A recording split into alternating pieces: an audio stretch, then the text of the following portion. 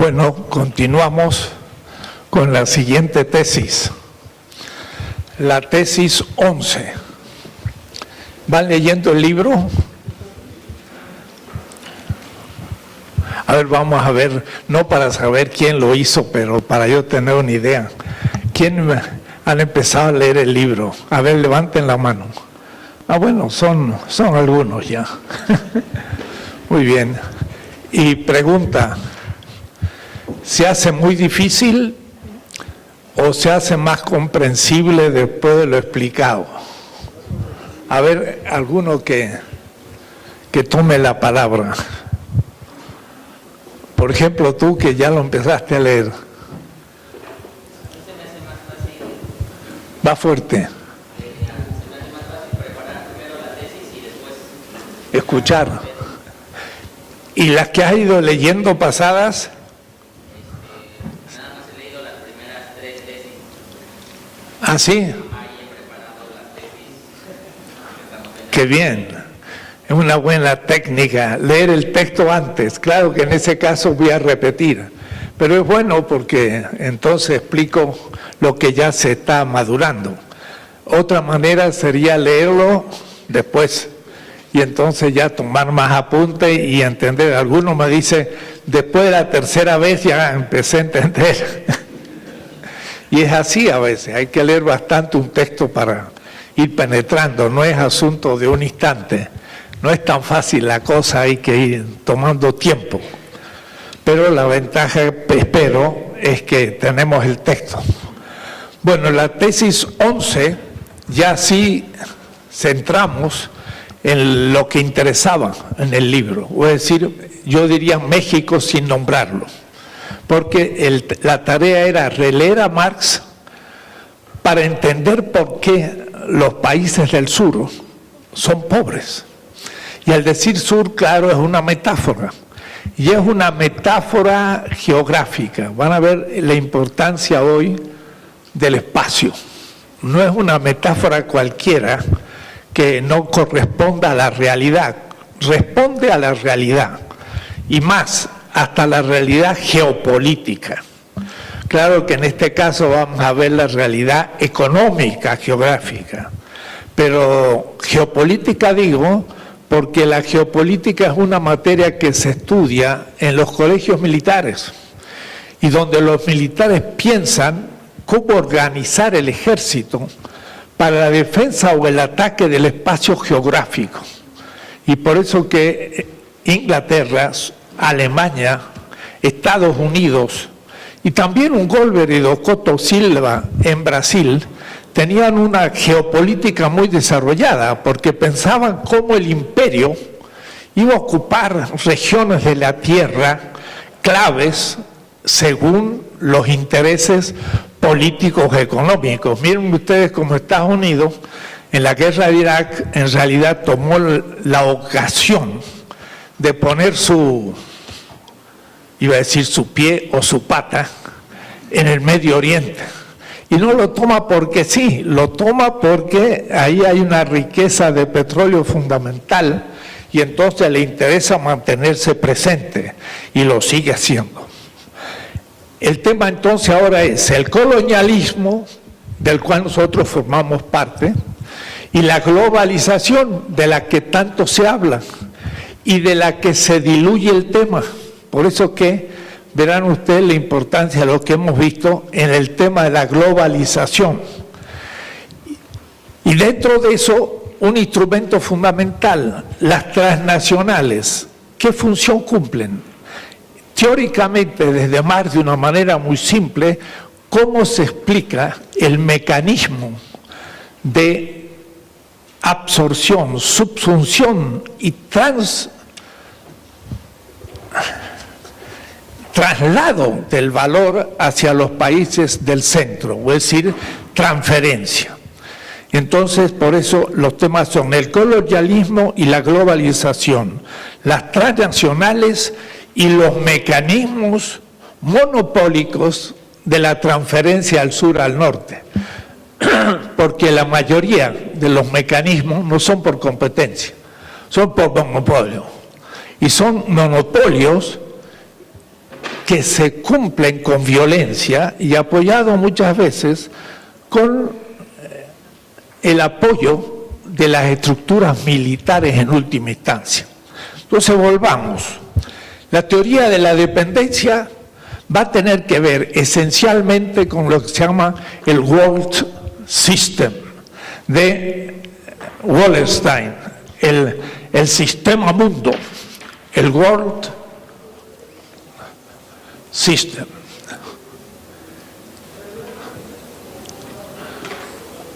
Que ya es, diríamos así, un concepto que se cita muchas veces en inglés porque es ya demasiado sabido. El sistema mundo. Esta teoría de Wallerstein se funda y es posterior a la teoría de dependencia. La teoría de la dependencia le dio la idea a Wallerstein, profesor en Binghamton y en la Escuela de los Anales en París, de tocar el tema.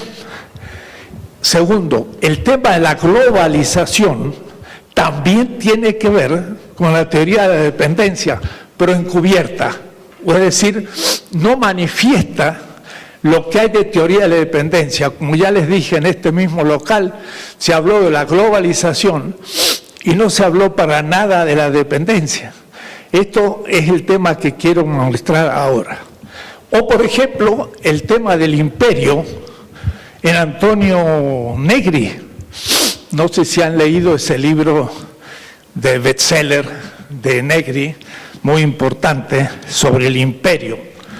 Una como nueva interpretación del capitalismo mundial. Negri piensa que hay un imperio que en cierta manera disuelve los estados y de donde se ejerce la dominación. El tema es que él ya pone en cuestión a los estados, o es decir, habría un imperio y los estados nacionales han perdido importancia. Y ante ese imperio va surgiendo un ciudadano universal. Pero entre ese imperio y el ciudadano, ¿cuáles son las mediaciones? Y lo deja muy diluido al tema, como los movimientos sociales que de una manera aleatoria se pueden presentar siendo actores políticos. Esta disolución de los estados, como propuesta, vamos a tener que negarla porque quiero mostrar la importancia de los estados, porque la globalización y la transferencia de valor se hace porque hay estados y porque hay fronteras. Entonces parece que al hablar de la globalización desaparecieron las fronteras. Ya lo he advertido más de una vez, hay fronteras y vamos a definirlas. Entonces, no es un tema de los años 60, es un tema actual, el tema de la teoría de dependencia, porque da cuenta del World System, da cuenta del tema de la globalización y también de esa temática del imperio y la disolución de los estados. Empecemos por el primer punto. Teoría de la dependencia como esencia del World System, del sistema mundo. Debo decir que Wallerstein formula esta propuesta en los años 70, pero a partir de la teoría de dependencia. La teoría de dependencia es la primera que se plantea el tema dentro del mercado mundial. Es una teoría del desarrollo que critica el desarrollo modernizador, mostrando que no hay desarrollo continuo si no se rompe la dependencia. Entonces había una visión mundial, y de ahí entonces que hablar de mundial es hablar de la espacialidad del capital. Marx habla muy bien en los Grundrisse, y ya lo he enunciado, del tema del espacio. El espacio en el capital es esencial, porque el capital se expande en el espacio. Y cuando hablamos de centro y periferia, son metáforas espaciales. Algunos dicen ya dejó de tener vigencia. Es verdad, ya no hay un centro, hay muchos.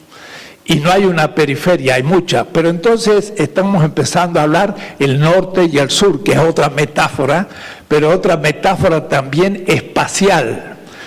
Espacio. Miren, si alguno lee mi libro, el comentario de los Grundrisse, allá en el capítulo 18.3, explico esto largamente, la espacialidad del capital.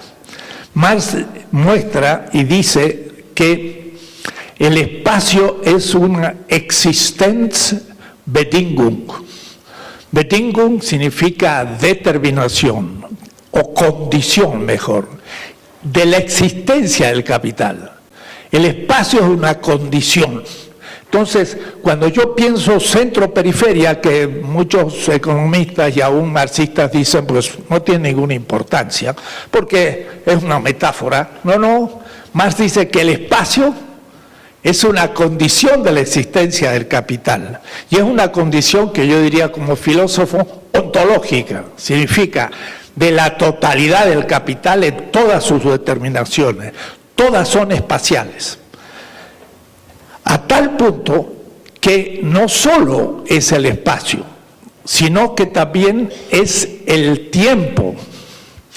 También Marx dice el tiempo, el espacio y el tiempo, es también una condición de la existencia del capital. ¿Por qué será que hay espacio que el capital atraviesa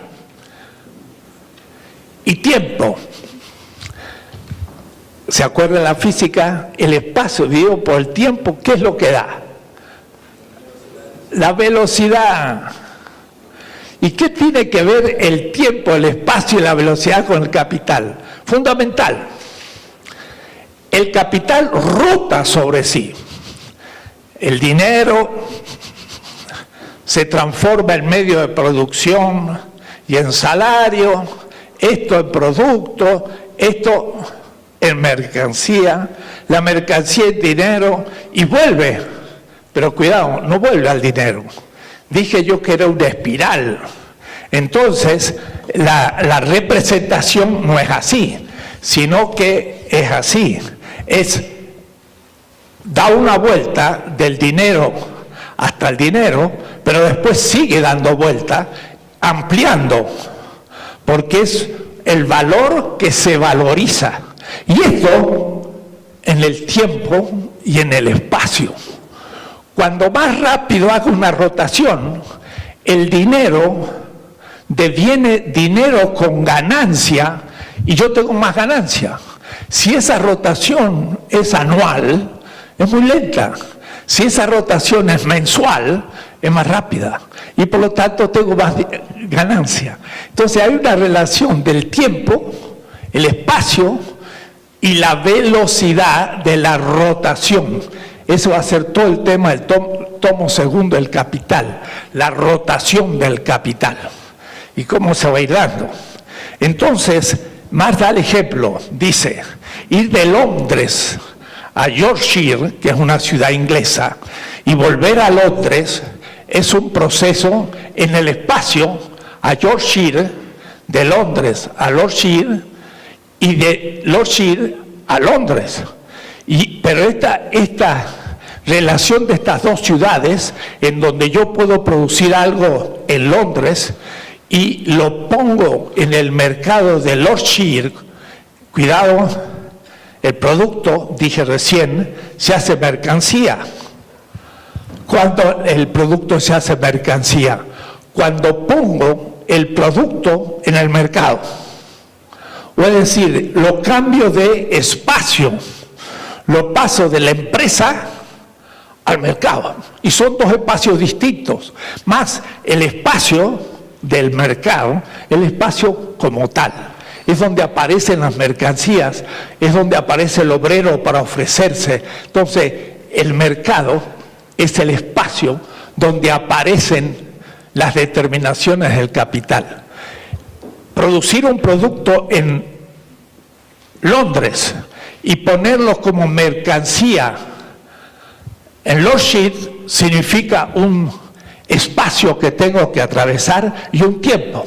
y luego de venderlo el dinero regresa a Londres y yo lo puedo volver a invertir en una segunda vuelta. Pero ahora piensen ustedes, si pongo yo Nueva México o Nueva España y España, de México a España, no es lo mismo que de New York, de Londres a Lord Shire, que queda 300 kilómetros. Era necesidad en el siglo XVIII de atravesar todo México hasta llegar a Veracruz, embarcarse hasta La Habana, esperar que se hiciera el convoy de todas las carabelas y de La Habana hasta Sevilla, hasta llegar a Madrid, por ejemplo. Entonces eso llevaba meses, porque el espacio era inmenso. Entonces la rotación era a una velocidad menor primero, porque los barcos en la época no andaban tan rápido como los medios a caballo, pero sobre todo la distancia era mucho mayor. Entonces hay ciertos productos que se producían en México, que ya he dicho más de una vez, no podían venderse en España por la lejanía. Y entonces eso determinaba qué productos podíamos exportar y cuáles podíamos traer de España. Entonces, no es lo mismo ser centro que periferia, o es decir, es un problema de tiempo. Miren cómo expresa el tema Marx en cuanto a las categorías. Dice Marx, ahí en la página 165, dice, la circulación en el espacio. La circulación se efectúa en el espacio, Raum, y en el tiempo, Zeit. Desde el punto de vista económico, la condición espacial, räumliche Bedienung, forma parte del proceso mismo de producción. Es decir, un producto lejano hace que sea difícil de ponerse en el mercado. Termina el proceso de producción cuando el producto lo pongo en el mercado. Por lo tanto, también el traslado del producto es un momento de la producción, pero cuidado, pierdo plusvalor para trasladarlo. O es decir, no va tan gratis la cosa. Ya he dicho que, por ejemplo, en la Edad Media, pasar de un feudo a otro había que pagar tributo. Y al tercer tributo, el producto que yo quería exportar, vino, pues ya se había agotado y ya no tenía más que vender porque ya había pagado con el vino el tránsito por el espacio. Bueno, eso en Europa, que era un espacio pequeño. Ahora, en este espacio enorme, pagar el flete de unas toneladas de maíz hacía que apenas si pagaba el flete con el valor del maíz para llegar a Veracruz o llegar a La Habana, y después ya no tenía más para llegar a España porque mi maíz había perdido el plusvalor y el valor que había adquirido en la producción. Por eso dice Marx que el proceso de transporte es parte del proceso de producción. Este momento espacial, y dice räumliche Moment, es importante en la medida en que guarda relación con la expansión del mercado. A medida que el mercado es más grande, entonces hay que atravesar más espacio y se pierde valor en su tránsito. Cuidado, cuando eso es muy lento. Ahora van a entender ahora también por qué había que acelerar el proceso de transporte. Y por ejemplo se pasa de los barcos a vela a motor, y entonces los barcos ya pueden ir más rápido, pero a su vez se pasa de los barcos de madera a los de hierro para tener más toneladas de mercancía. O los carruajes a caballo andaban sobre la tierra y en el invierno o en el verano, cuando había lluvias, había barro y no avanzaban. Entonces había que ponerle piedras. Y es impresionante en el Imperio Romano las piedras de los grandes caminos del imperio, a tal punto que en realidad esos carruajes del Imperio Romano iban horadando las piedras, y si uno hace un corte de esa piedra, no es una piedra así, sino una piedra que tiene un hueco por el que pasaba la rueda del carro romano. Iban los caballos y las ruedas, pero las ruedas iban horadando, y al fin casi las ruedas iban como un riel invertido hacia abajo, y eso hacía muy seguro el camino, porque el caballo iba corriendo y el carro estaba metido en un hueco que había hecho. Pero esto, ¿por qué? Porque el camino de piedra se transita más rápido, pero después se inventa en la rueda los rulamanes para ir más rápido, y después se va mejorando el camino y se lo asfalta, y cada vez, ¿para qué más rápido? Para hacer más rápido la rotación. Y para último el avión, y ahora entonces las mercancías se trasladan en avión. Entonces, por eso que hay un momento espacial relacionado al tiempo que al capital le interesa. Este momento espacial es importante en la medida en que se guarda relación con la expansión del mercado. El mercado se expande, pero entonces hay que atravesar más rápido el proceso, pero se expande lentamente. El capital periférico tiene sentido de ser llamado periférico como una metáfora espacial. ¿Qué significa? Que hay un capital central. ¿Pero qué significa un capital central? Un capital central es un capital, primero, donde hay más capital, donde hay más industria, donde hay en realidad hierro y carbón. Y por eso que eso se encontraba en una cierta región de Europa, y les digo que ya hice el esquema, pero para que se vuelva a entender, si ustedes unen Londres, claro que Londres con Inglaterra, Manchester y las grandes ciudades industriales de Inglaterra, con Berlín y sobre todo el Ruhrgebiet, que es una región de producción de carbón tremendo, estaba todo negro en el siglo XVIII y XIX, sobre todo, era espantoso, y París. En este círculo, también es un triángulo, se encontraba el 90% de la industria fuera de la China, el hierro y el carbón. Entonces, el tránsito entre estos países era muy rápido. Y esto es lo central, o es decir, un producto se ponía rápido en el mercado y se transformaba rápido en dinero, y nuevamente ese dinero volvía a ser la rotación. Es el capital central. Ahora, ¿qué se llama capital periférico? Un capital lejano. Ahora, ¿lejano de qué? Del capital central. Y no es absurdo ni es metafórico, es objetivamente real. México estaba mucho más lejos que París de Londres. También cualquier parte del África quedaba lejísimo, y el Asia, después que entra en la crisis, también, la India. Para llegar a la India había que hacer un gran trayecto. Claro, en el colonialismo la India va a ser integrado, la India va a producir algodón, que los ingleses no pueden producir, porque en Inglaterra no se puede dar, y los ingleses van a usar el algodón indio para hacer los tejidos, y desde la India van a después empezar las exportaciones. De todas maneras, tiene sentido el hablar de un capital central y un capital periférico. Y el capital periférico, vamos a empezar a ver cuáles son sus características y sus notas negativas con respecto al desarrollo de la economía del mundo. Por eso entonces que hablar de centro y periferia tiene sentido.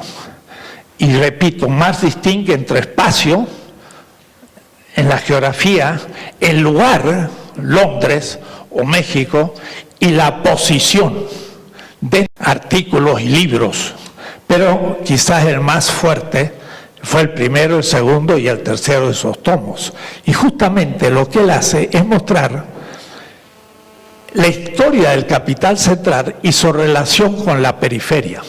Y tiene una visión realmente muy novedosa de... Perdón, no apagué mi...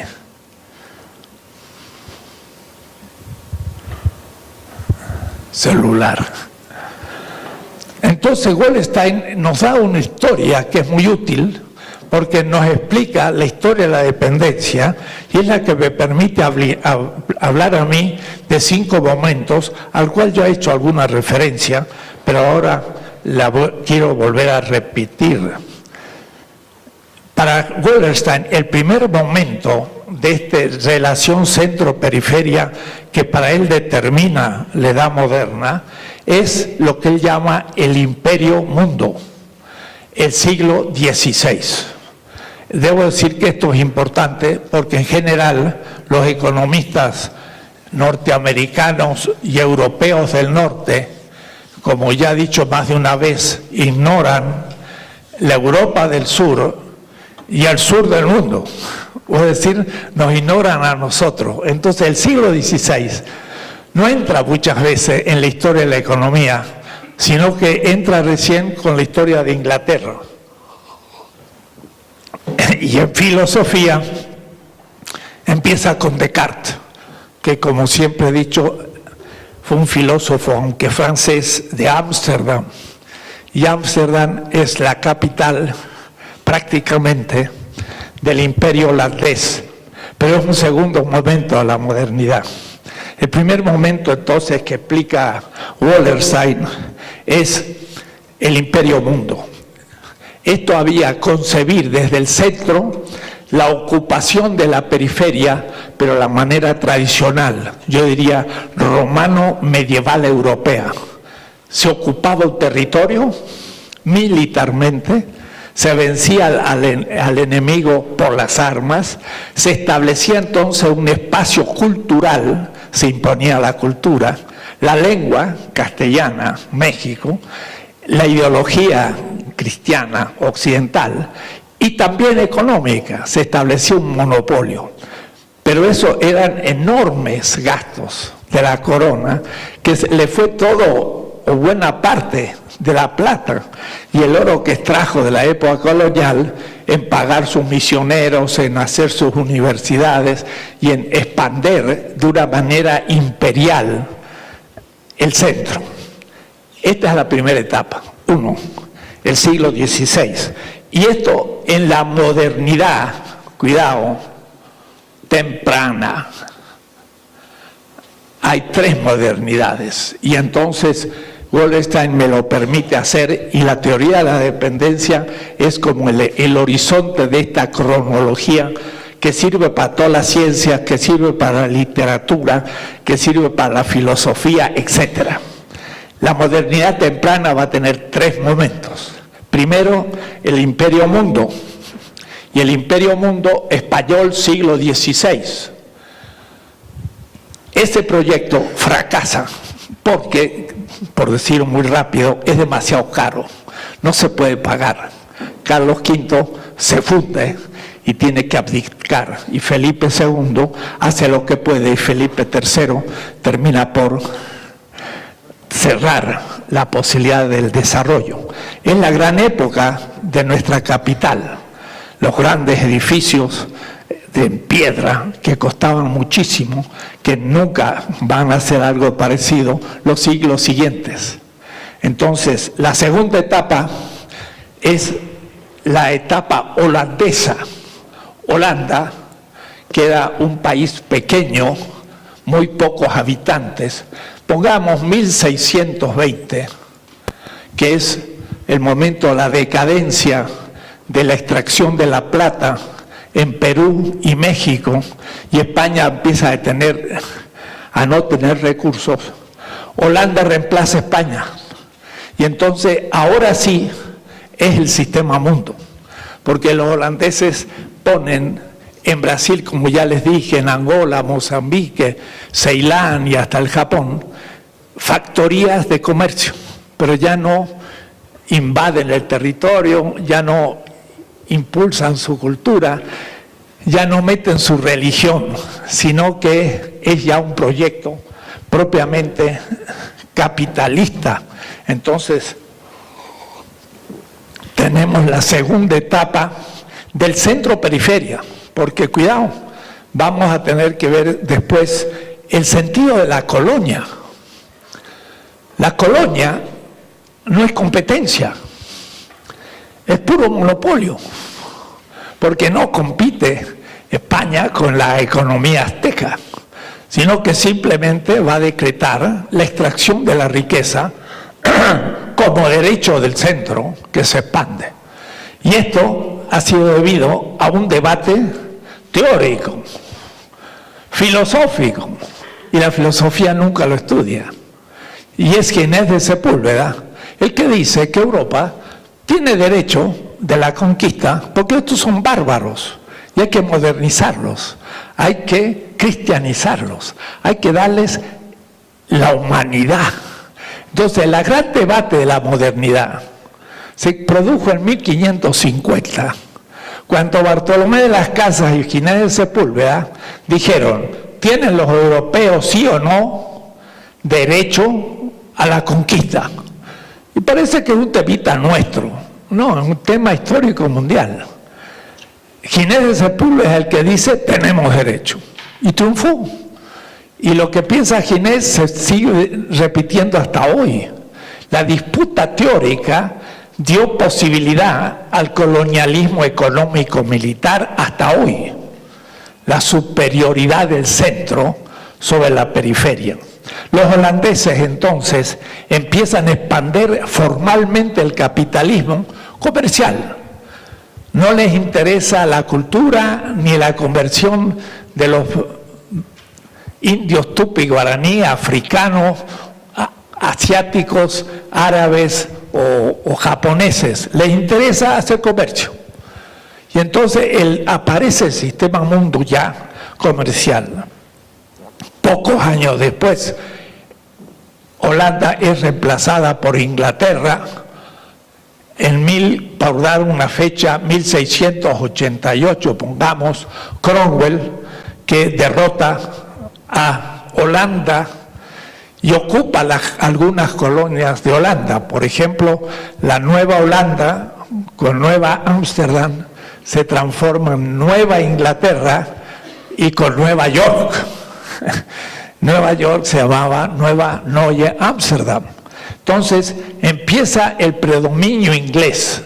Desde ese año, yo me animaría a decir, hasta 1945, aunque va a haber muchos avatares, el imperio inglés va a ir creciendo y Hitler no logra derrotarlo, sino que más bien es derrotado por la intervención americana, y ahí empieza una nueva etapa del capitalismo, pero lo dejo por ahí. Esta es la primera etapa, la modernidad temprana, donde el centro explota mercantilmente la periferia y se apropia de sus riquezas: oro, plata, productos tropicales, esclavitud, venta de armas y bienes de ese tipo. La modernidad propiamente dicha, madura, es el siglo XVIII, que es en la mitad del siglo XVIII la revolución industrial, donde el centro ahora hace la revolución industrial, obtiene plusvalor relativo, antes era plusvalor absoluto, y entonces asegura la presencia del centro en la periferia, porque ahora empieza a producir bienes manufacturados, mientras que la periferia no lo puede hacer y solamente tiene materias primas. Entonces, de 1775, más o menos fecha de la ocupación de la India por Inglaterra, piense que estamos al fin del siglo XVIII y la conquista de México, o mejor, el descubrimiento de América en el Caribe es 1492. Son 3 siglos después. Inglaterra en realidad crea sus colonias con la metodología de la Revolución Industrial, con los barcos de la Revolución Industrial, las armas de la Revolución Industrial, y de ahí entonces aparece un colonialismo articulado a la Revolución Industrial. Y entonces hay un centro-periferia mucho más fuerte que antes. El nuevo contrato colonial es venta de productos manufacturados, textiles, armas, hasta máquinas a veces, barcos, y compra de materia prima para producir todo eso. Ese nuevo contrato va a determinar mucho más fuerte la dependencia, porque ahora vamos a tener que vender productos y comprar los productos manufacturados. Esto sería la segunda gran etapa que va a llegar hasta el imperialismo, que Lenin va a trabajar, y hasta prácticamente el siglo XX. El capitalismo tardío, que es el que estamos viviendo, surgiría después de 1945. Va a ser la emergencia de Estados Unidos y de revolución a muchos niveles, especialmente va a ser la nueva presencia que quiero analizar más detalladamente, porque ahí la teoría de la dependencia aparece como una teoría para explicar la dependencia latinoamericana en esta modernidad tardía. Modernidad tardía que para Estados Unidos significa en 1945 tomar la hegemonía del centro, primero.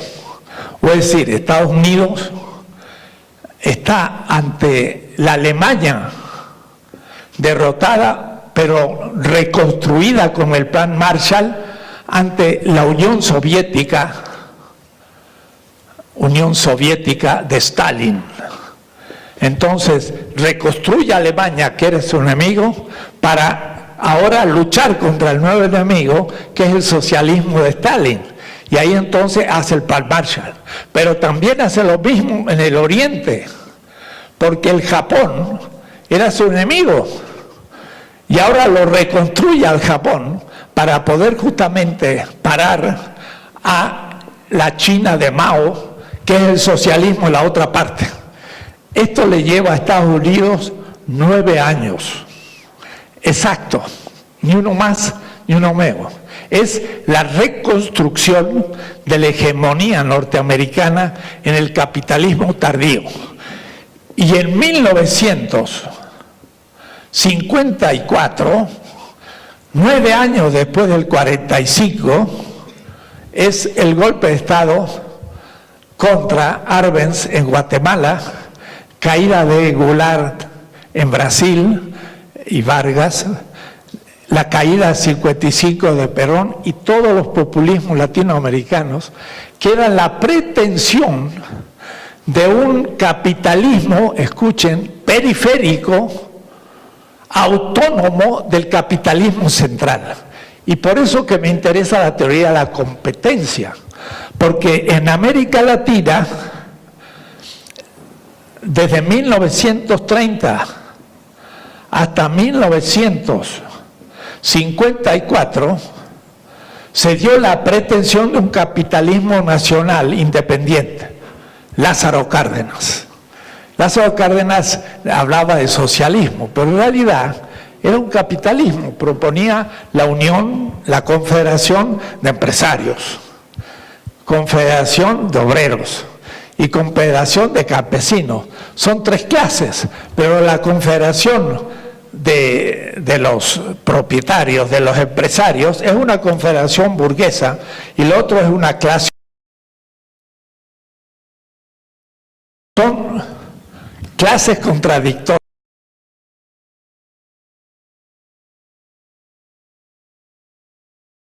El desarrollo. Por eso es que he dicho ya, se confisca el petróleo, las minas y demás para tener energía suficiente para que ese capitalismo nacional comience la revolución industrial en 1930, tiempo después de Inglaterra, y vaya creando la clase obrera que nace, la clase campesina, y se habla contra Estados Unidos y contra el imperialismo. Entonces, esta etapa es justamente una etapa la más prestigiosa de América Latina, porque fue un auténtico proyecto de autonomía nacional. Pero en el 54, Estados Unidos, hegemónico ya del centro, va ahora a ejercer la hegemonía sobre América Latina y va a ser la caída de todos los populistas declarados dictaduras, y vamos a ver qué doctrina se va a proponer. Por ejemplo, en África la caída de Nasser y muchos otros, África, y en el Asia Sukarno y muchos otros. Debo decir que desde después del 45, las colonias inglesas, francesas, holandesas del África y el Asia se liberan. Algeria, todo el África, la India, Mahatma Gandhi. Es una gran lucha de emancipación de los poderes europeos. ¿Quién instiga esa liberación? Estados Unidos. Porque ahora van a quedar dependientes de Estados Unidos en un nuevo tipo de colonialismo, no del tipo europeo. Entonces, todos los países africanos y la misma India y demás que se independizan de Inglaterra, Francia, Holanda, etcétera, van a quedar en manos de una nueva etapa del capitalismo hegemonizado por Estados Unidos, igual que los otros. Y entonces ahí entramos en la etapa de lo que se llama la década del desarrollo, y voy a explicar después la teoría que esto supone y cómo habría que criticarla. Dejemos ahí la historia de Wallenstein con algunos condimentos que yo agrego. O es decir, no es solo Wallenstein esta visión. Segundo punto. Marx hablaba de que el capital tiene una acumulación originaria. O es decir, ¿me borras todo? Es decir, el capital en su origen tiene un dinero que no es capital, sino que es un dinero o una riqueza que ha sido lograda antes del capital o fuera del capital. Por eso que, dice Marx, la confrontación originaria fue del dinero y el posesor del dinero con el trabajo y el posesor del trabajo. Y mostré cómo este dinero no era todavía capital y ese trabajo no era todavía capital. Ese trabajador era un pobre que debía vender su propia corporalidad para poder recibir un dinero, y por esto el pago del salario entraba a la fábrica y ahora el trabajo se transformaba en capital. El trabajo subsumido por el salario en el capital es capital, mientras que trabaja para el capitalista. Pero el dinero originario no es dinero, no es capital, sino dinero. Y por eso ese dinero tenía que ser acumulado no capitalistamente. Rosa Luxemburgo, y vale la pena leer el texto de Rosa, aunque lo voy a proponer después, a ver si lo leo ahora. Bueno, enseguida lo voy a leer. Rosa Luxemburgo muestra como el capital no solo tiene dinero no capital, o es decir, acumulación originaria en su origen, allá en el siglo XII, en las ciudades europeas, o por la conquista de América del XVI, sino que sigue siempre teniendo acumulación originaria. O es decir, sigue siendo siempre subsumiendo riqueza que no es capitalista. O es decir, al origen hay un dinero o riqueza como dinero que se transforma en capital. Y este capital tiene un proceso. Pero la rosa muestra cómo siempre va a haber en todo el proceso riqueza que no es capital y que ayuda al capital a suplir la baja tendencial de ganancia. Vimos que como había más capital fijo y proporcionalmente menos de salario, hay una baja de la tasa de ganancia.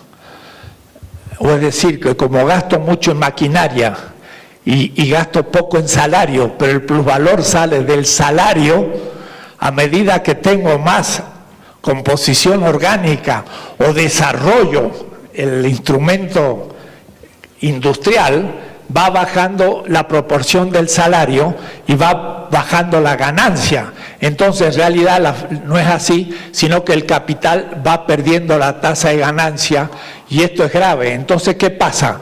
Hay nueva riqueza que no es capitalista y vuelve a levantar la tasa que después va a bajar. Entonces, hay una acumulación de riqueza o de dinero continua en el proceso del capital.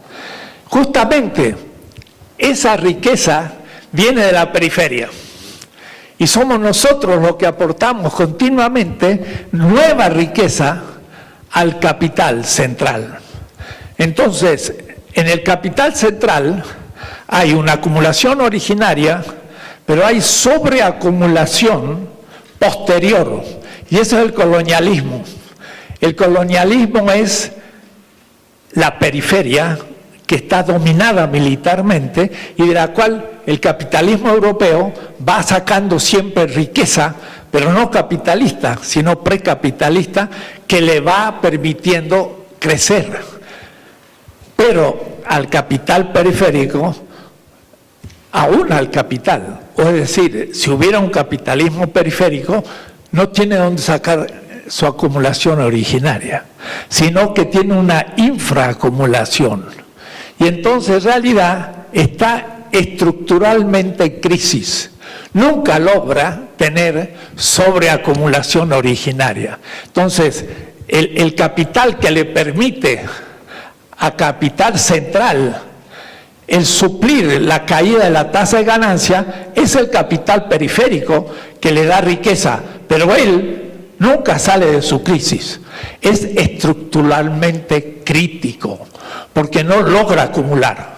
Y es lo que nos ha pasado prácticamente hasta ahora, que no se logra la acumulación. Claro, en este momento hay otras maneras de acumular, pero por justamente extracción de riqueza de un pueblo que se empobrece como México, 55% de la población en la miseria. Es decir, la acumulación del centro es mayor y continua, la acumulación en la periferia es raquítica y está en crisis. Y por eso entonces hay un déficit de acumulación originaria en el capitalismo periférico hasta hoy. Estoy hablando del capitalismo, no estoy hablando de la posibilidad de un régimen, por ejemplo, socialista que rompiera esa relación.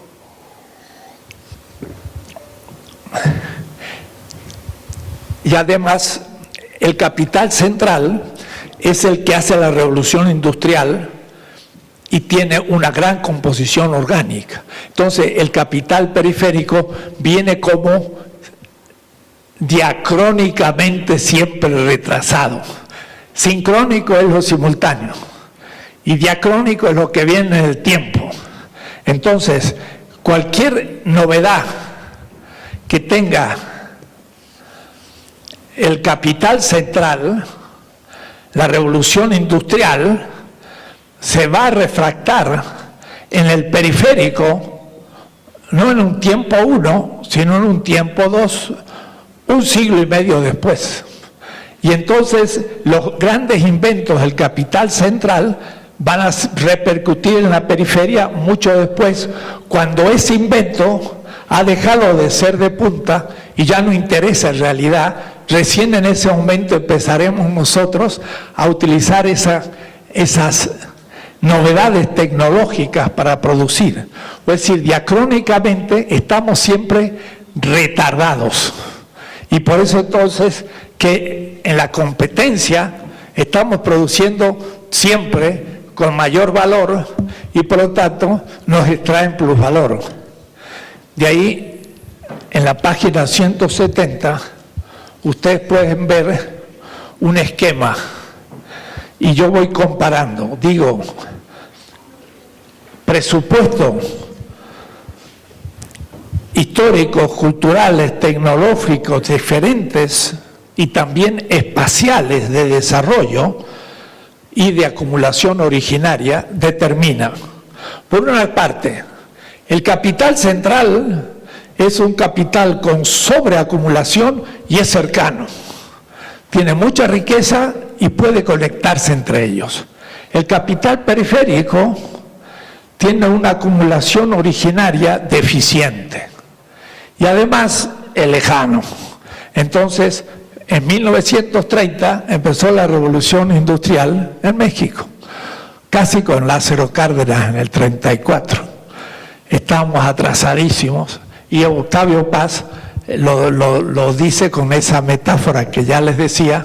Llegamos a la fiesta cuando estaban levantando los manteles, es decir, siempre llegamos tarde. Pero al mismo tiempo el capital central es abundante en dinero, porque puede vender y es abundante. Inglaterra tenía dinero, Alemania no tanto porque no estaba tan desarrollado como Inglaterra. Pero a nosotros nos va a faltar siempre, porque primero fuimos esquilmados en el colonialismo, que por un monopolio decretado por ellos, nos sacaron todas las riquezas sin pensar ningún pago ni nada por ello. Era el derecho de los colonialistas. ¿Y quién pudo no aceptar eso si estaban imponiendo por las armas su violencia? Y se aceptó, pero es un problema económico. Y entonces el valor transferido al centro hace que sea escaso en dinero. Y además el capital central tiene salarios altos, aunque pueda producir bienes con menor valor por unidad de producto. Tiene mucho más salario el obrero, por lo tanto tiene más mercado el producto de la industria en el centro. El capital periférico tiene un salario bajo, no tiene un buen mercado nacional y por eso aquí a veces produce para el centro y no para el mercado nacional, porque no hay.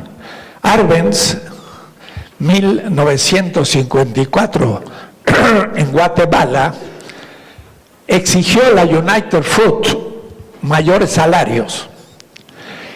Y la United Fruit, que era propietario de un diputado del Congreso norteamericano, dijo que era comunismo.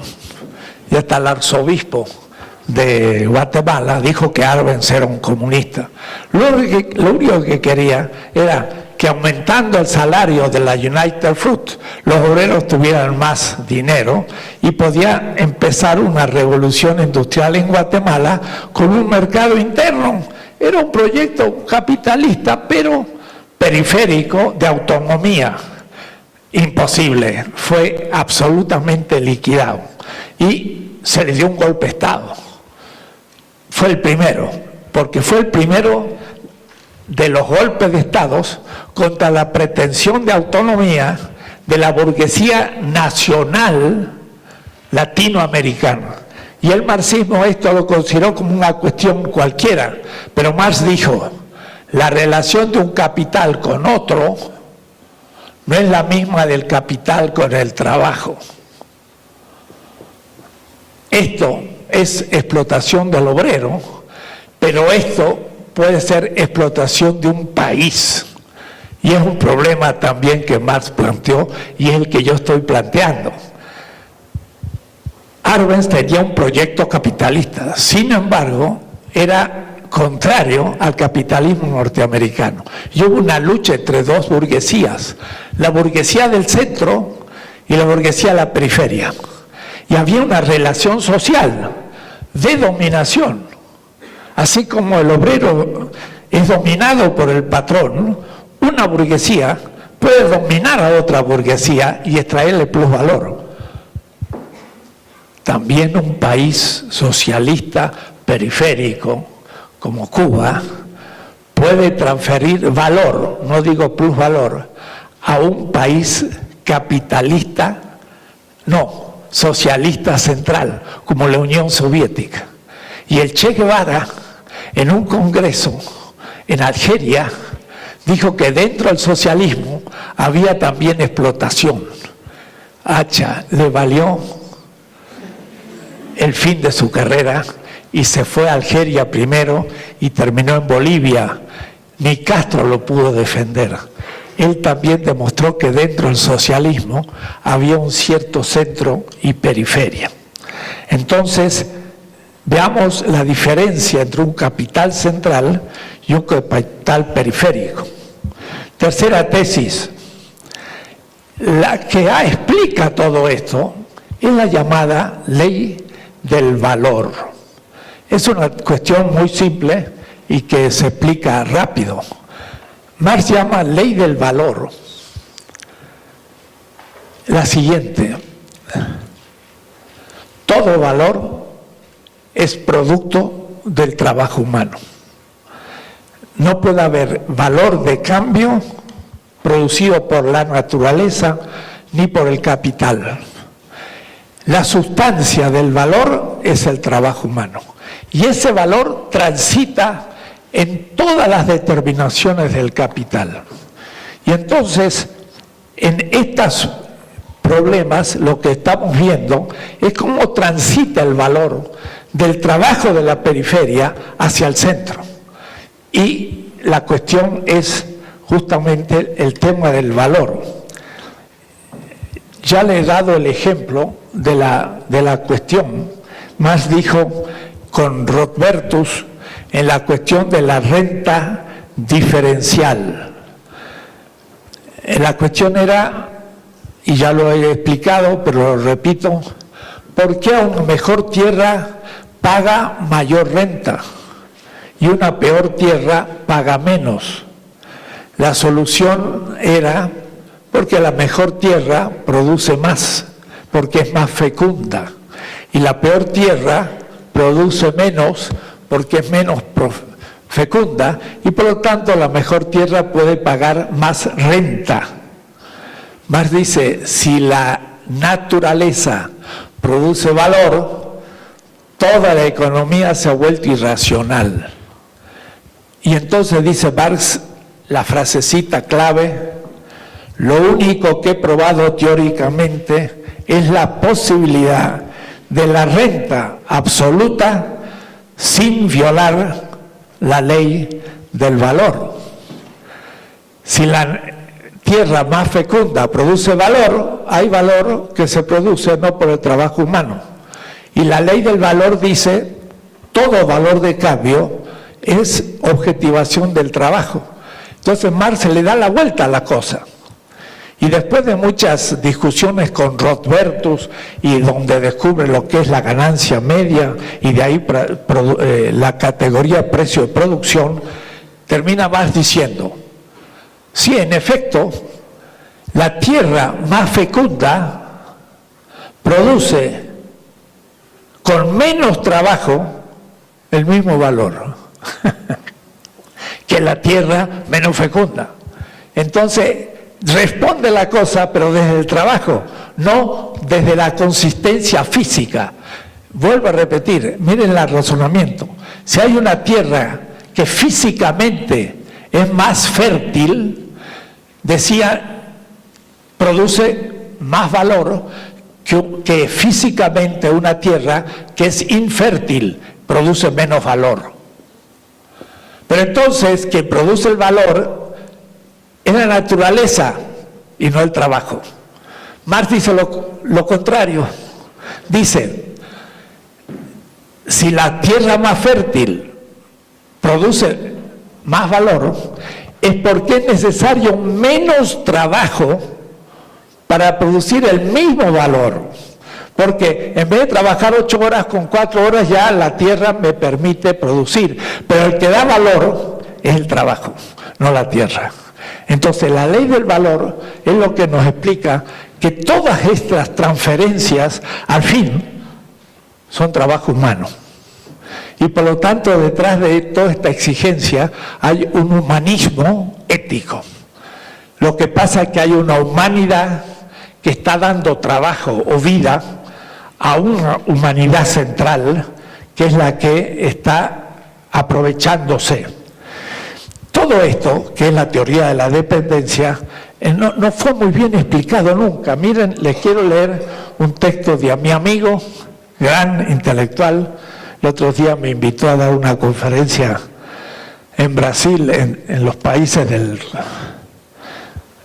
del Unisur, pero como estaba aquí en México no pude ir, lo hice por internet y salió muy bien. Se llama Teotonio dos Santos. Miren cómo Teotonio define un poco este tema de la transferencia. Leo la página 171 abajo, dice así.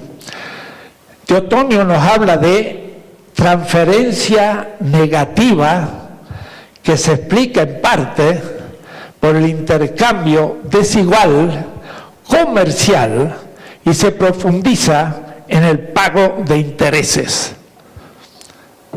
Así explica la dependencia, en lo mejor de su definición. No usa ninguna categoría de Marx y no explica cómo se produce esta transferencia, que de paso dice transferencia negativa. No entiendo mucho qué significa. Claro, es una transferencia que nos hace perder algo, pero en el intercambio desigual comercial. Y la transferencia, hemos visto, no es comercial, sino es por el valor mismo del producto en la competencia. Entonces, hasta los mejores hierran ciertos puntos esenciales. Y ahora quiero centrarme en el tema de esta tesis 11, que es que la competencia en realidad es muy poca parte de la relación entre el capital central y periférico. La mayor parte de la relación es por monopolio. Y vamos a ver que hay muchos mecanismos de monopolio, por lo cual continuamente y de una manera estructural estamos transfiriendo valor y ni nos damos cuenta, o los economistas capitalistas que gobiernan no saben enunciarlo como robo o como transferencia de valor, sino como la realidad de la economía, y en nuestros días mismos el proceso se ha acelerado al infinito. Pero entonces debo explicar de nuevo lo siguiente, que nos llevaría largo para explicarlo bien, pero lo quiero repetir. La dependencia va a ser el momento esencial.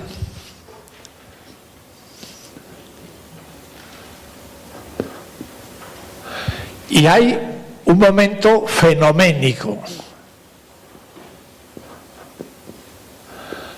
donde esa esencia se manifiesta, y esa manifestación, como es fenoménico, son fenómenos o modos de aparición de la esencia. Esta es la estructura de las categorías lógicas de Hegel. La esencia no se ve.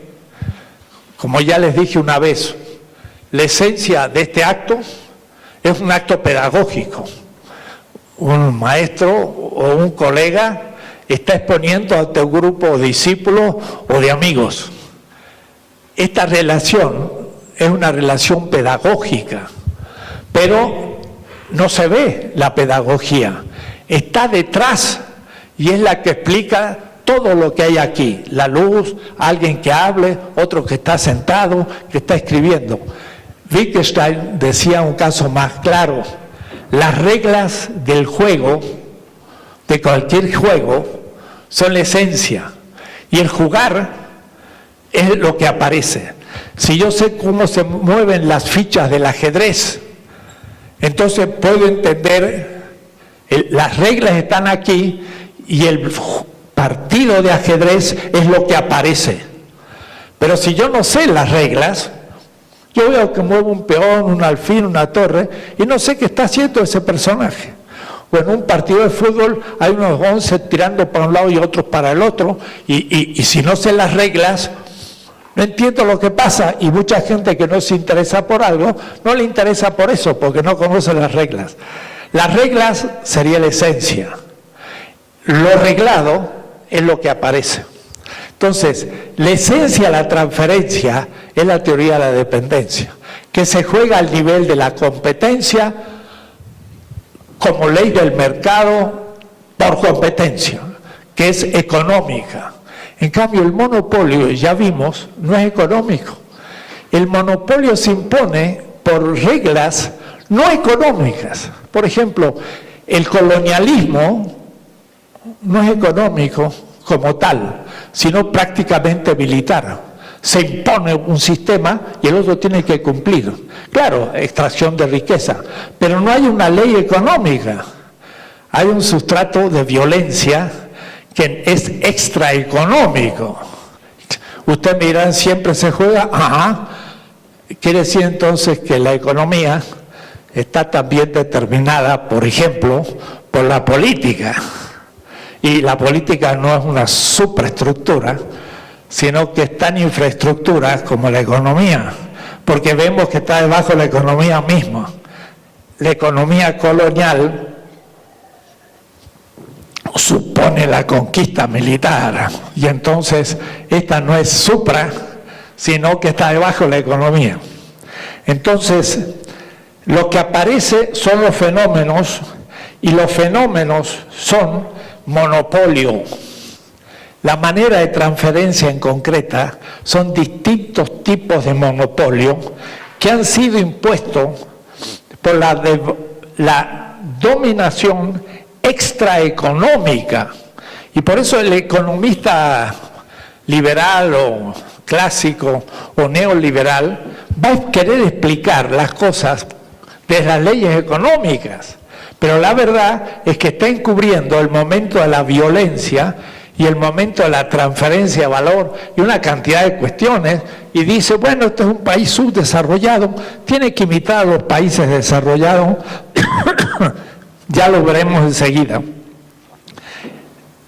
La primer violencia y la primer monopolio de la modernidad en la primera etapa de Wallerstein fue justamente la primera de todas, la conquista de América y del primer imperio en el mundo, el imperio azteca.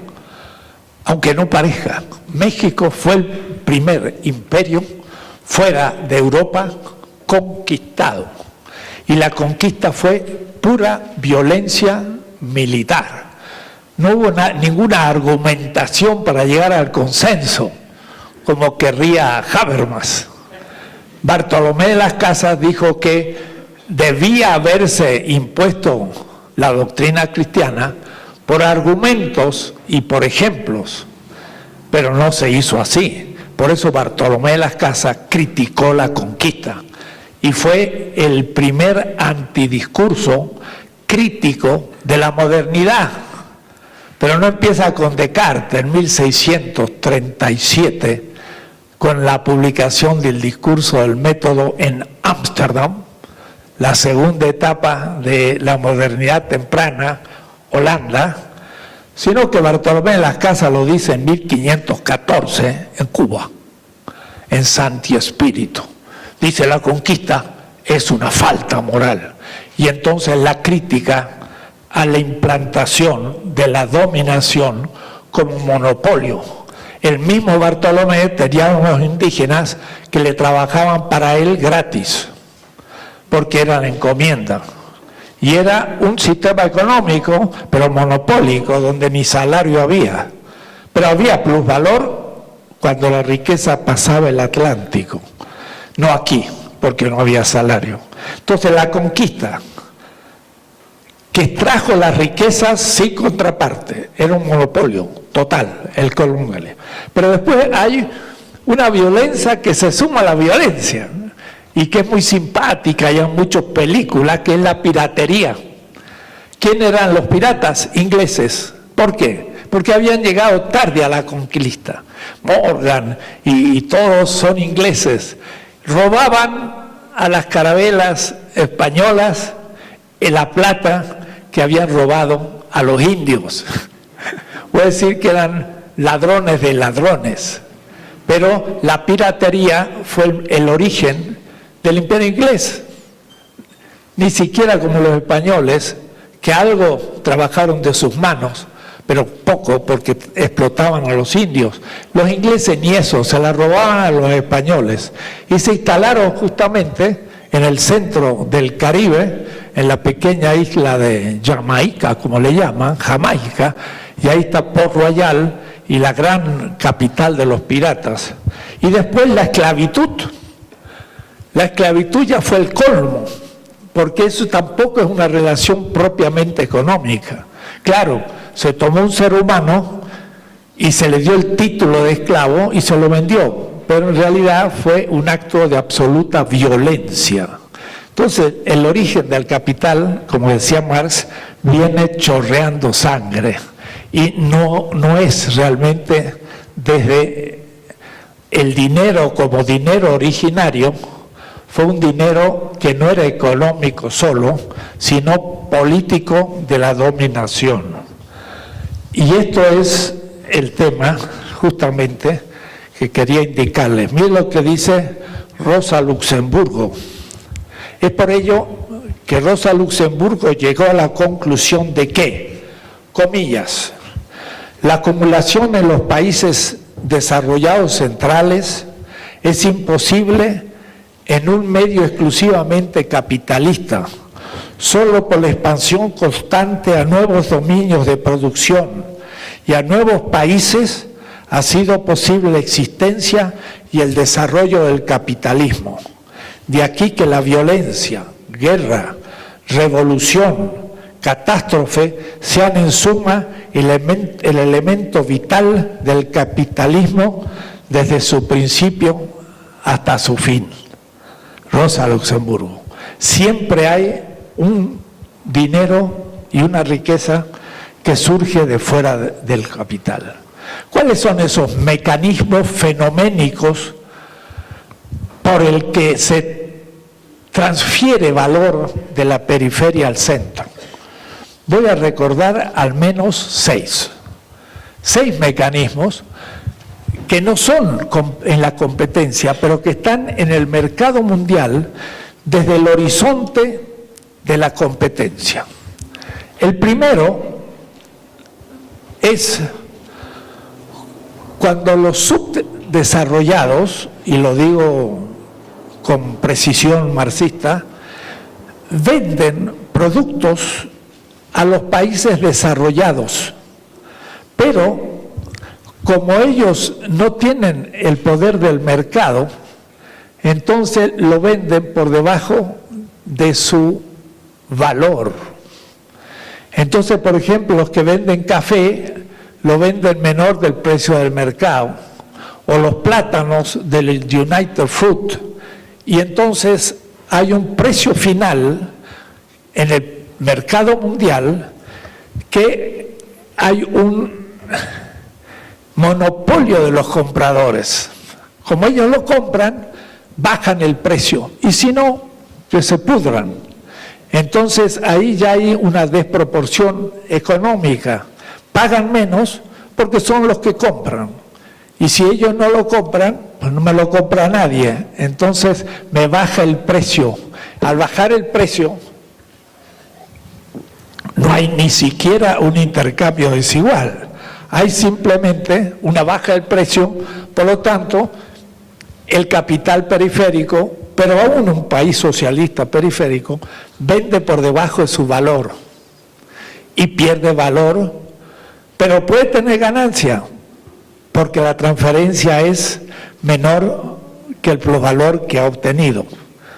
Podría sacar más plusvalor si sobreexplota a sus obreros en la producción del café. Entonces, monopolio de los compradores, porque ellos son los que pagan. Y por lo tanto, esto ya no es competencia, esto es violencia. Segundo, la inversa, pero con otro tipo de productos. El monopolio de los que venden productos que son necesarios a los países subdesarrollados y que, por ejemplo, son las maquinarias o todos los productos con los cuales se producen productos. Entonces, como ellos son los únicos que lo producen, pueden poner precio por sobre el mercado o por sobre el precio de producción medio. Entonces, venden maquinaria, pero más caro de lo que lo pueden vender en Europa, Estados Unidos, a los países subdesarrollados. Entonces, ahí hay monopolio de vendedores y es lo más frecuente. Esto es lo que se llamaba intercambio desigual, porque uno vendía más barato de lo que tiene el valor de lo que vendo, el café, y el otro vende más caro su maquinaria. Miren, es interesante cuando uno va a Marruecos, hay unas mezquitas y también unos centros de estudio con mármol de Carrara, el mármol más precioso de Italia, trabajado. Y se cambiaba 1 kilo de mármol de Carrara por 1 kilo de azúcar. El azúcar era tan valioso como el mármol de Carrara trabajado. Ahora se tendrían que vender toneladas de azúcar por un objeto de mármol de Carrara. La materia prima fue perdiendo valor por ser vendida por los países del sur. El tercer mecanismo es el mecanismo que se produjo allá en los años 70 por la crisis de la superproducción industrial en el centro. En Estados Unidos y en Europa hubo una superproducción. No valía la pena meter dinero en la producción porque no había compradores. Entonces hubo un superávit de dinero. Entonces el dinero también se puede vender. Fueron grandes préstamos que el capital norteamericano y europeo hizo, por ejemplo, a América Latina, que va a coincidir con la doctrina que ya les he explicado después del 54, que nosotros no teníamos para la producción suficiente capital y tecnología, pero capital es dinero. Entonces nos dieron dinero y ese dinero fueron cuantiosos préstamos a los países que en verdad no lo habíamos pedido ni lo necesitábamos, sino que nuestras élites fueron engañadas, o mejor, fueron atraídas por la participación en el negocio, y ese dinero que en el centro no podía invertirse en la industria fue dado a la periferia como préstamos. ¿Qué pasa? Hay que pagar el interés, y ese interés es transferencia de valor puro. Y entonces empezamos a quedar endeudados. Y ellos son los que fijan también la tasa de interés. Y se llegó a pagar 9% de la tasa de interés. No había la manera de pagar la deuda y entonces la deuda se prolongó. Debo decir que esto no es del siglo XX ni XXI, empezó en el XIX. Un gobierno de América del Sur como Rivadavia pidió un préstamo en Londres en 1824 y lo terminaron de pagar por 1850 y pagaron 10 veces más de lo que habían pedido prestado. Es lo que nos está pasando a nosotros con las deudas que, de paso, hicieron no solo los privados, sino hasta las transnacionales, y fue endosado al Estado. Esto fue el asalto del siglo, y fue adosado al Estado sin participación ni de la Cámara de Diputados, sino por decreto presidencial. De tal manera que había capitales de Monterrey, capitales de transnacionales y capitales privados, deuda del Estado también, que se sumaron y el Estado fue responsable de pagar la deuda porque en la crisis ya nadie lo podía pagar. Y entonces el Estado mexicano empezó a pagar la deuda de todos los capitales que debían y indebidamente nadie hizo un plebiscito para pedirnos la decisión de asumir las deudas hasta del capital privado. Y eso es lo que hicieron a espaldas del pueblo, y entonces esto es una transferencia gigantesca de plusvalor y de valor que se sigue acumulando. México paga 15, 20 mil millones de dólares por año de la deuda al capital central, pero después también lo explicaré porque es otra.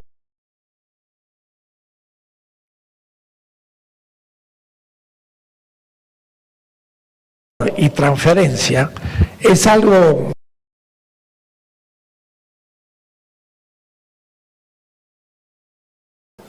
porque las transnacionales parece que fueran parte de un capital mundial que se expande haciendo beneficio a la tierra, y hay que entender de qué se trata. Allá en 1954 había en América Latina un capitalismo industrial nacional que producía bienes de consumo medio, ventiladores, camas, refris, cosas de este tipo. No podía producir autos, pero en algunos países se producían avionetas, en fin, productos medios.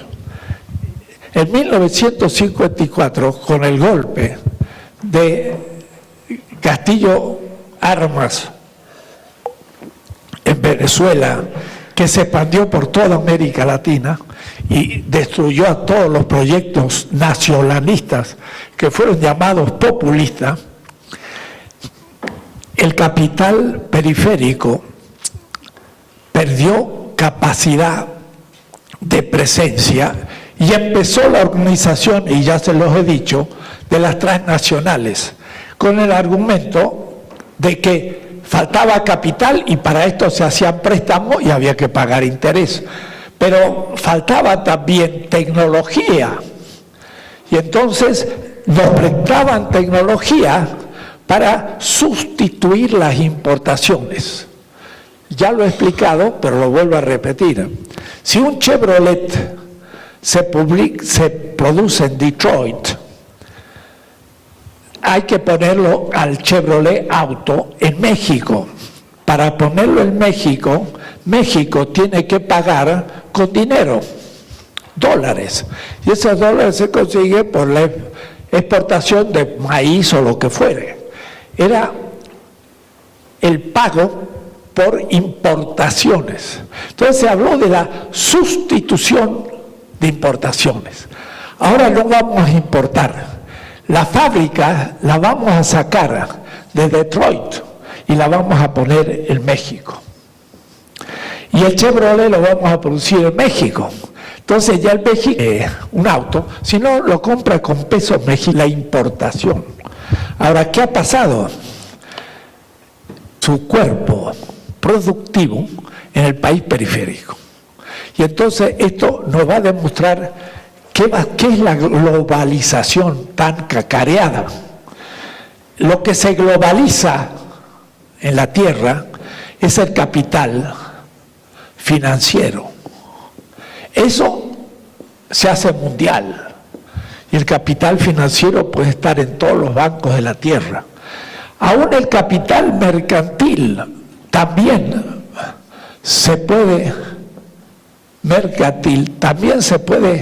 globalizar, porque una Coca-Cola se puede vender en cualquier parte.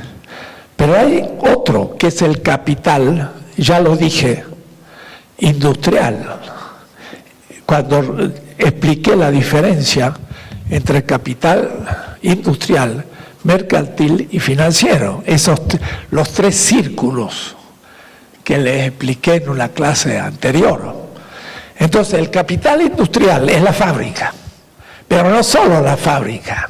El capital industrial tiene medios de producción, pero tiene trabajo. Y el trabajo es el trabajo humano. Y el trabajo humano es el salario, no solo. Salario es lo que se le paga al obrero, pero el obrero es una corporalidad viviente que ocupa un lugar, la espacialidad, y ocupa un lugar en la periferia. Y en la periferia, he dicho, los salarios son bajos. Entonces, el capital industrial que estaba en Detroit y se pone en México, sí, parece que se universaliza, pero no es verdad.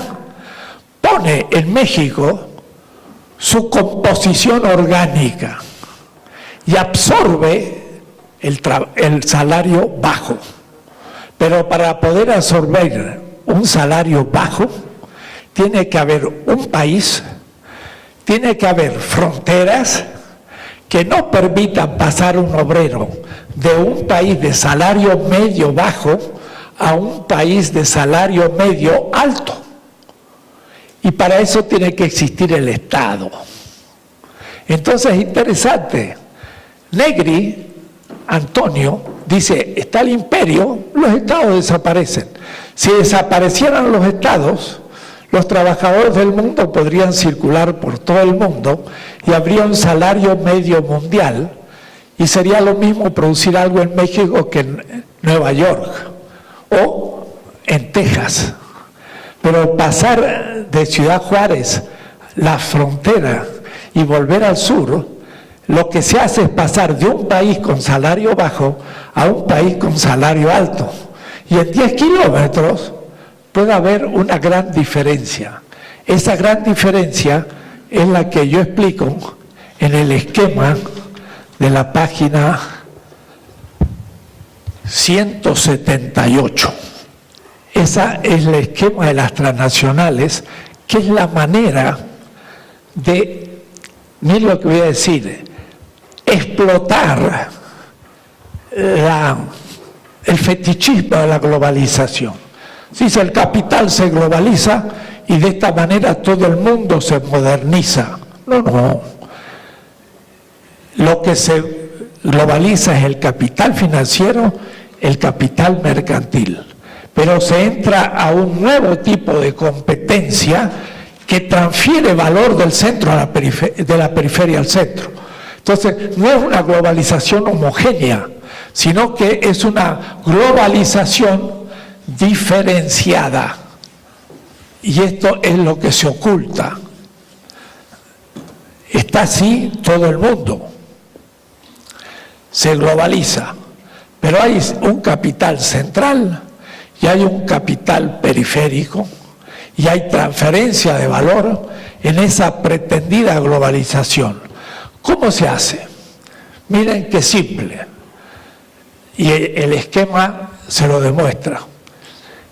En el centro, el capital tiene alta composición orgánica. Significa, tiene gran tecnología. Miren las tienditas Oxxo o Walmart. Ustedes dirán, bueno, es una tiendita cualquiera. No. Tiene un alto desarrollo organizativo que no tiene ninguna tiendita mexicana. Tiene un tipo de organización, una utilización de la computadora, la distribución de lo que vende, el modo de distribuir lo que vende, todo, hecho como pudiese ser en Estados Unidos. Es un ejemplo pequeño. Lo mismo los Walmart, sus mercados, tienen una manera de organización, un pago de salarios mínimos, una compra gigantesca de productos que les permite mucho mayor ganancia. Es composición orgánica.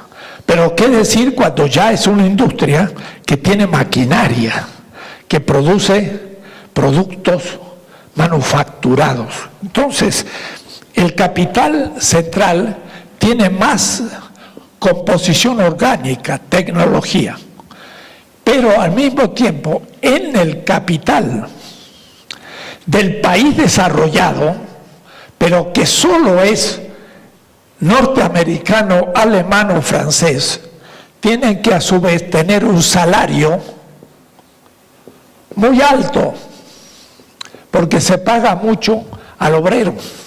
Entonces, una fábrica de un capital nacional norteamericano tiene alto salario y alta tecnología.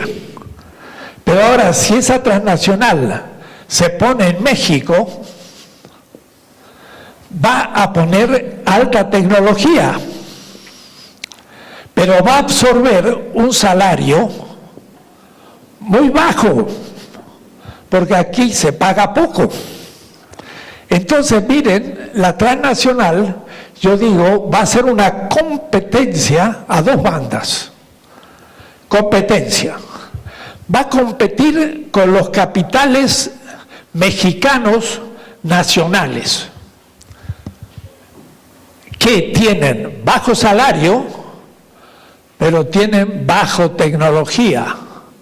Por lo tanto, el capital mexicano medio va a producir el producto con 12 de valor, mientras que la transnacional tiene un salario bajo, porque la fábrica está puesta en la periferia, pero como tiene alta composición orgánica, produce menos valor, produce el mismo producto y ahora como competencia en 10.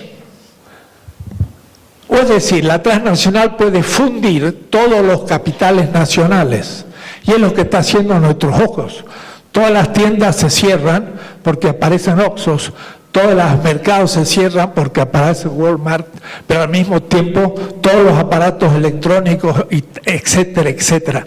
Es la invasión de lo que se llama el Tratado de Libre Comercio.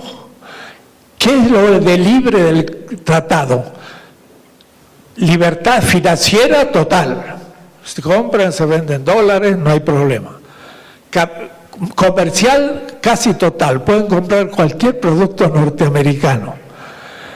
Pero está desapareciendo el capital nacional y la burguesía nacional se la está tragando, la burguesía transnacional, por la competencia, porque tienen más composición orgánica. Entonces, fue la destrucción de la producción nacional y la desaparición de la burguesía nacional. Eso es lo que produce un tratado de libre comercio, porque no puede resistir el burgués periférico a la composición orgánica del centro. Pero, ¿esto qué significa? Que las ganancias de la transnacional pasan de la periferia al centro, porque la central de la transnacional se encuentra en Estados Unidos, en Alemania o en Francia, y hay transferencia de valor, y eso lo perdemos. Pues si el que va a un Oxxo y no a una tiendita, transfiere plusvalor a Estados Unidos, y el que va a la Walmart no es lo mismo que si va a un mercado mexicano, aún dentro del capitalismo. Pero ¿qué pasa en el centro con la transnacional? Miren qué cosa.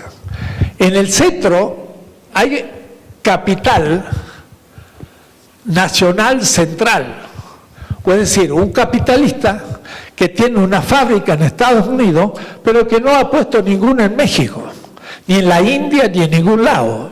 Trabaja con el salario alto norteamericano y con la misma tecnología que la transnacional. Pero entonces hay una competencia entre la transnacional, que trabaja en el centro y en la periferia, del capital central, que trabaja solo en el centro. Este produce con mucho valor porque paga un salario mayor, 12. Y aquel absorbe el salario de la periferia y pone el producto en Estados Unidos y entonces produce por 10. Y funde en la competencia al capital nacional central. Y ahí ustedes ven un poco la diferencia entre los demócratas y los republicanos. Los demócratas se inclinan a potenciar el capital nacional. Se inclinan un poquito. Los republicanos están entregados a las transnacionales. Entonces hay una cierta también contradicción en Estados Unidos, porque las transnacionales, yo digo, ganan a dos bandas. Contra el capital periférico, porque tienen más composición orgánica, y contra el capital nacional de los países centrales, porque absorben un salario más bajo de la periferia. Entonces la globalización es aparente. Si aquí no hay una frontera donde hay que presentar un pasaporte, no hay diferencia de salario y no hay negocio de la transnacional. Necesitan el Estado periférico y que me hablen de que se está disolviendo el Estado. El Estado está fuerte y aún para el neoliberalismo es necesario el Estado para retener una media de salario bajo. Cuidado, ese Estado también puede ser la protección de intereses nacionales y puede ser Venezuela, que de pronto adquiere la nacionalización fuerte del petróleo y entonces crea un mercado también periférico por oposición. Es decir, que puede haber un Estado que retiene el salario bajo y es un Estado de opresión, pero también puede haber un Estado periférico que protege a la población del intercambio y de la competencia y permite entonces un desarrollo. En fin, estos son mecanismos de transferencia de plusvalor y es monopólico. Pero en el caso de las transnacionales no. En el caso de las transnacionales es competencia, porque es competencia pero con desigualdad en la composición orgánica. El quinto método o mecanismo ya no es meramente el préstamo a interés de los años 70 que continuó, sino algo que se experimentó primero en México y se ha experimentado en otras partes, que es la quiebra del Estado periférico. Es justamente la quiebra de los bancos que sacan su capital hacia los países centrales, se declaran en quiebra y el Estado los sale a salvar y entonces se logra una deuda interna gigantesca como la Fobaproa. Pero al fin esos bancos son también comprados por bancos transnacionales y por lo tanto es transferencia de valor de la periferia al centro. Entonces el Fobaproa ahora ya tiene vendido sus deudas a capital transnacional y lo que pagamos a los bancos por el Fobaproa, que es esa deuda que tomó el Estado al salvar los bancos, significa también un enorme traspaso de capital hacia el centro. Esto es un negocio que esquilma los estados y esa manera de explotar al Estado se produce aún en Estados Unidos.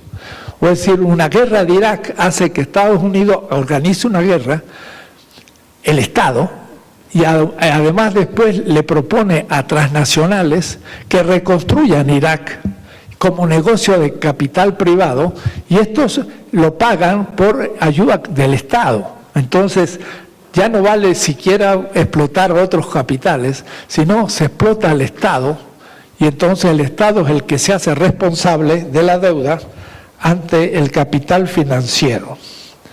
Y existe un último mecanismo, el sexto, hoy voy a ir un poco más rápido, y es algo evidente ante nuestros ojos, es que a su vez las armas son producidas y son productos.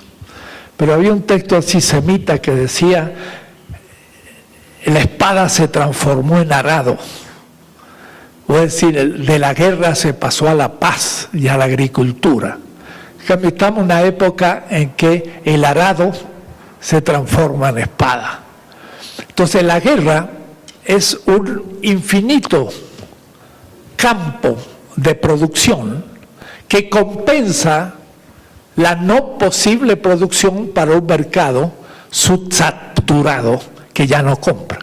Entonces, la producción de guerra es prácticamente infinita, se pueden producir armas cada vez más.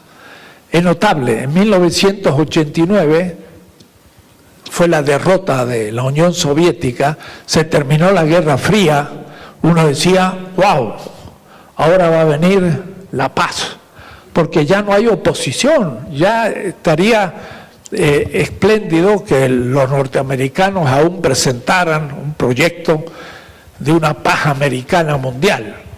No, no fue así. De inmediato lo que se propuso con Bush fue, y antes con Bush padre, un proyecto norteamericano de dominio mundial que nunca había existido en la historia humana.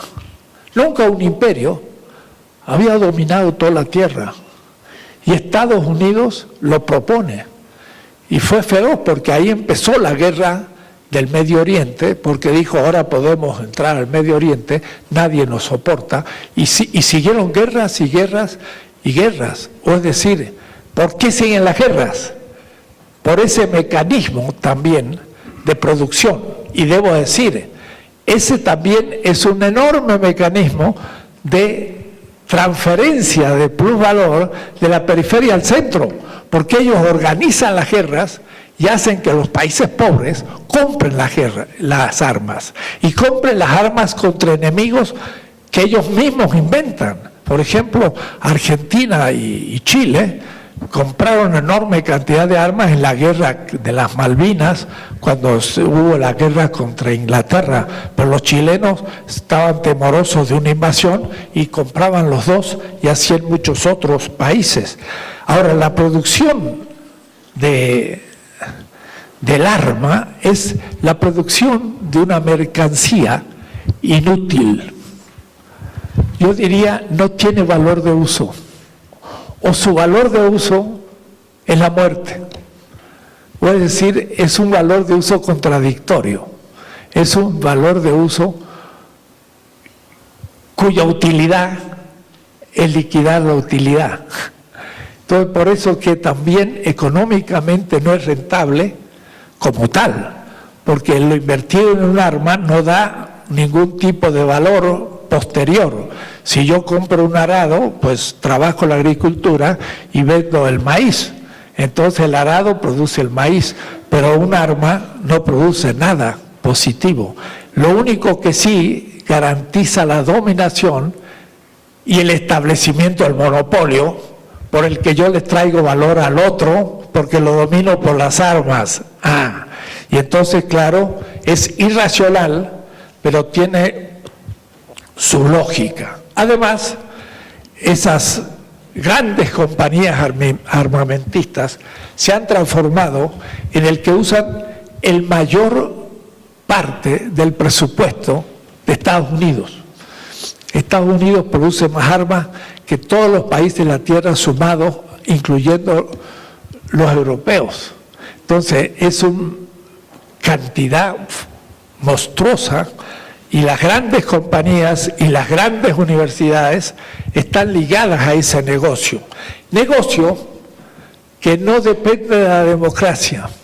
De negocio, miren el esquema mío muy chiquito de la página 181, donde yo pongo arriba al presidente y al Departamento de Estado, los que tienen las conexiones con las corporaciones transnacionales de armamento que venden armas no solamente al ejército norteamericano, sino a muchos ejércitos en la tierra, incluyendo al mexicano, y esto dirigido por el Pentágono, y estos son los que dirigen. Ahora, yo hago unas flechas indicando la intervención del Congreso, pero en realidad el Congreso ni interviene en estas decisiones.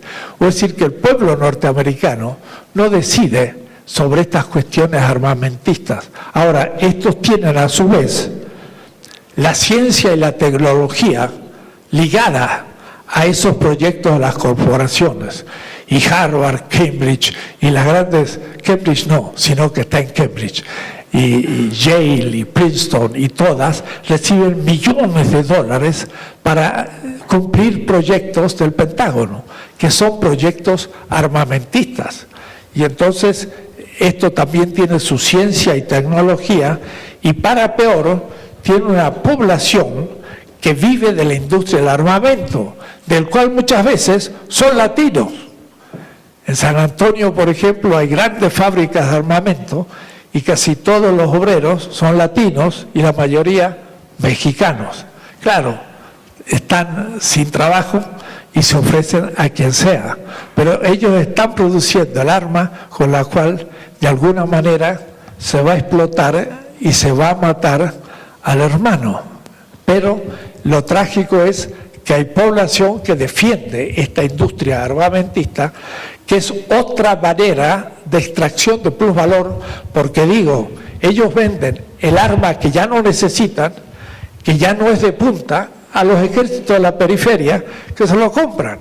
Y estos lo compran para reprimir a sus pueblos o para tenerlos ahí en los depósitos que se van oxidando. Pero es manera de perder valor en este intercambio. Son 6 mecanismos y hay más. Monopólicos, porque no por competencia, si no fuera parte de la competencia de las transnacionales, que se transfiere entonces riqueza, que es valor y que es vida entonces, porque nosotros no podemos ver la maquinita y pagar en pesos, que como hacen los norteamericanos. Los norteamericanos mueven la maquinita y $1 tiene el respaldo, un papelito que no vale ni un centavo. Y sin embargo vale como $1 y todo el mundo lo acepta. Estados Unidos continuamente produce dólares sin respaldo, pero todos lo aceptan porque está el respaldo del capital norteamericano. Es el único que puede hacer eso, ni siquiera lo pueden hacer los chinos, ni lo puede hacer Europa. Por eso es que a algunos, como los europeos y los chinos, les interesaría liberarse del dólar como dinero de reserva, pero les cuesta porque sus propios ahorros lo tienen en dólares. Entonces, si liquidan al dólar como una moneda preponderante, sus propios ahorros se aniquilan. Entonces, tienen que defenderlo porque están agarrados. Pero, en fin, esto es otro mecanismo de transferencia de plusvalor que ni siquiera es competencia, es directamente violencia. Bueno, con esto más o menos tenemos la visión de la tesis 11, mecanismos de extracción de vida de la periferia hacia el centro a nuestros ojos. Leemos el diario y vemos que el petróleo mexicano se va a privatizar, aunque digan que no, y esto supone una gigantesca transferencia de valor de la periferia al centro. Van a enriquecerse mucha gente nuestra, va a ser concentración de riqueza y va a ser muchos capitales extranjeros que se van a llevar riqueza directamente por una donación de los nuestros. Seguimos.